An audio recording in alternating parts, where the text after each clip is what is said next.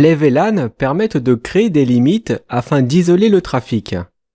Lors de la conception du réseau, les VLAN doivent être vus avec attention. La couche d'accès des switches Cisco prend en charge jusqu'à 64, 256 ou 1024 VLAN. Ce nombre maximum de VLAN dépend du switch.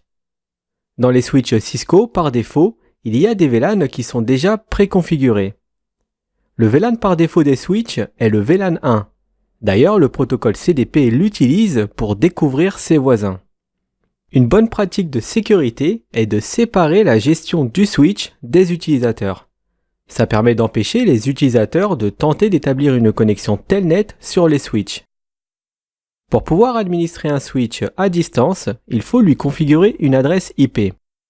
Cette IP doit se trouver dans le VLAN de gestion, qui est le VLAN 1 par défaut.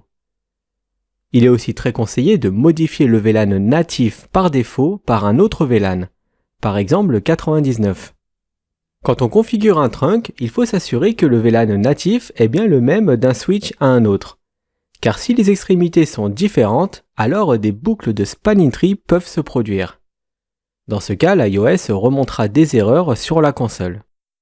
Le protocole DTP aide à négocier automatiquement le port en mode accès ou en mode trunk.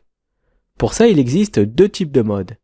Il y a le mode Dynamic Auto, qui négociera le mode automatiquement avec une préférence pour le port d'accès.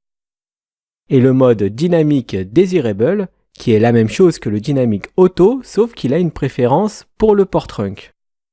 La commande Switch Port Non-Gociate désactive l'autonégociation du switch. Plus on ajoute des switches et plus il est possible d'établir une redondance.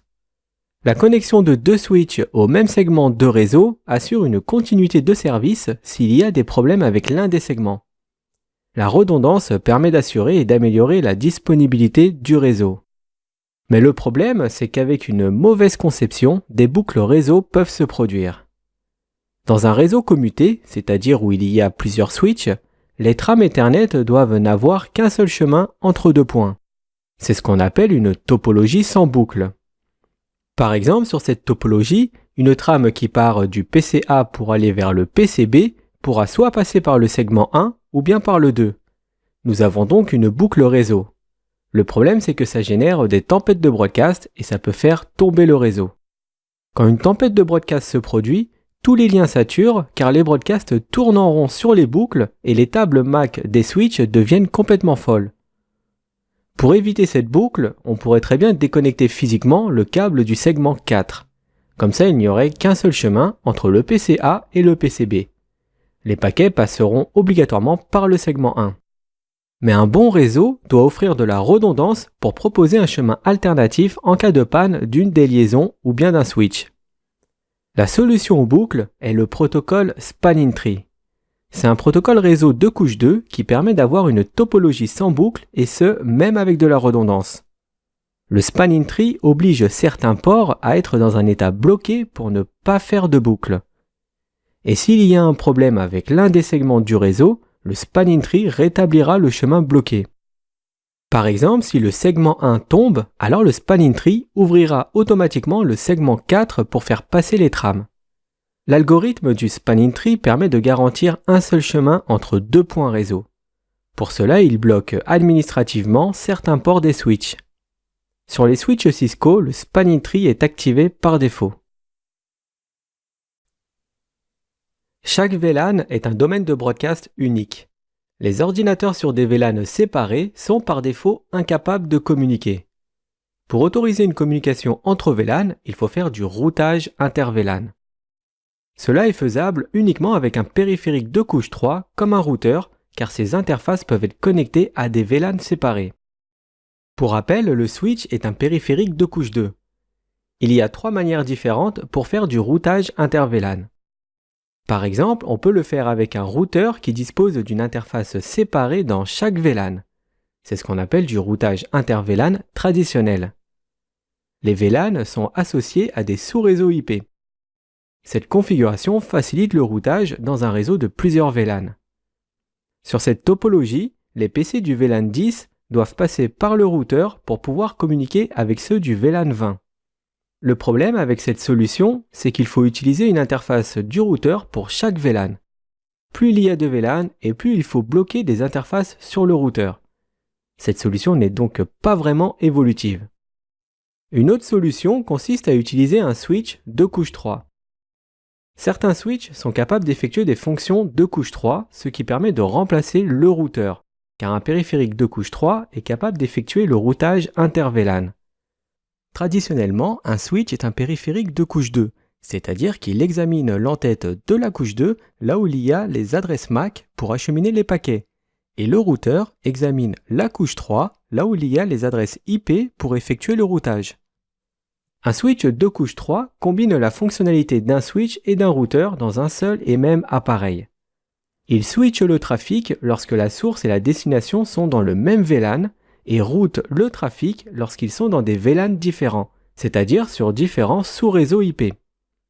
Pour activer cette fonction sur un switch de couche 3, il faut lui configurer des interfaces VLAN en utilisant les IP de chaque sous-réseau.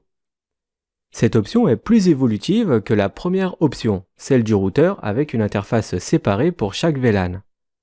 De plus, un routeur retransmet le trafic à travers le trunk qui est configuré avec le switch, et le fait d'utiliser un switch de couche 3 permet d'éviter ce goulot d'étranglement. Un switch de couche 3 est principalement un périphérique de couche 2 qui a été mis à niveau pour avoir des capacités de routage.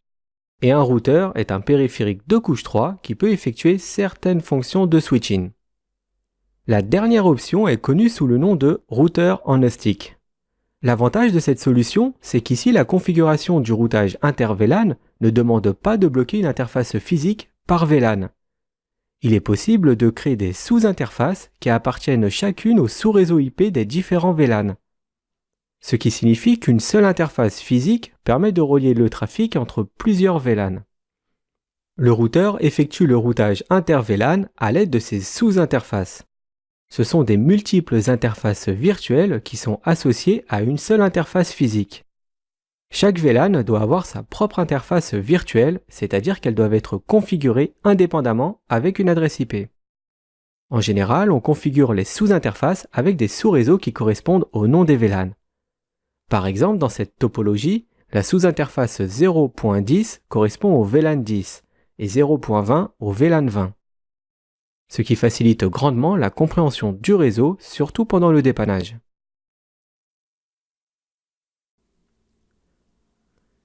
Les routeurs permettent de choisir le chemin que les données vont emprunter pour arriver jusqu'à la destination.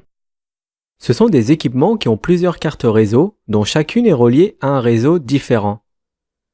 Un protocole de routage est un ensemble de processus, d'algorithmes et de messages qui permet d'échanger des informations sur les différents itinéraires. Et toutes ces infos sont stockées dans ce qu'on appelle une table de routage. C'est dans cette table que les routeurs apprennent les meilleurs itinéraires pour aller vers une destination. Ces informations sur les différentes routes sont partagées dynamiquement entre routeurs.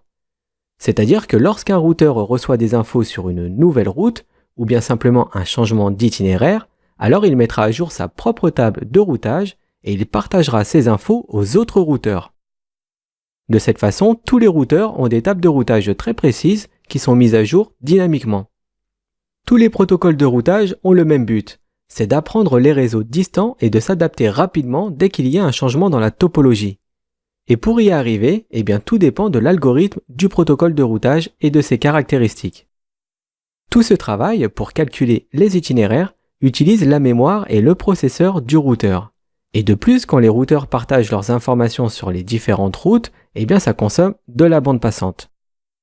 Ce qui peut causer des problèmes sur des liens qui n'ont pas un gros débit. Par exemple, les protocoles de routage EIGRP et OSPF sont très bavards et travaillent énormément pour avoir la meilleure table de routage, c'est-à-dire la table la plus à jour possible. Parmi les protocoles de routage dynamique, nous avons deux grandes familles qui sont IGP et EGP. On va plutôt se focaliser sur les protocoles de routage intérieur. Parmi eux, il y a deux types différents, ceux à vecteur de distance et ceux à état de lien. Les protocoles de routage à vecteur de distance permettent de construire des tables de routage sans aucune vision globale du réseau. Le terme vecteur vient du fait que le protocole manipule des tableaux vers les autres nœuds du réseau. Et le mot distance est le nombre de sauts qui lui permet d'atteindre les autres routeurs. IGRP et RIP sont des protocoles de routage à vecteur de distance. Et on a ceux à état de lien qui utilisent un algorithme beaucoup plus efficace. Ici, les routeurs construisent leur table de routage en fonction du coût des différentes liaisons.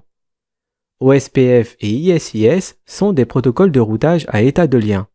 Ils ont l'avantage d'avoir une convergence très rapide. Alors, petite exception pour le protocole propriétaire Cisco qui est EIGRP, ce dernier est plutôt classé comme un protocole de routage à vecteur de distance avancé. On peut aussi l'appeler hybride, car il reprend les mêmes concepts de fonctionnement de ceux à état de lien.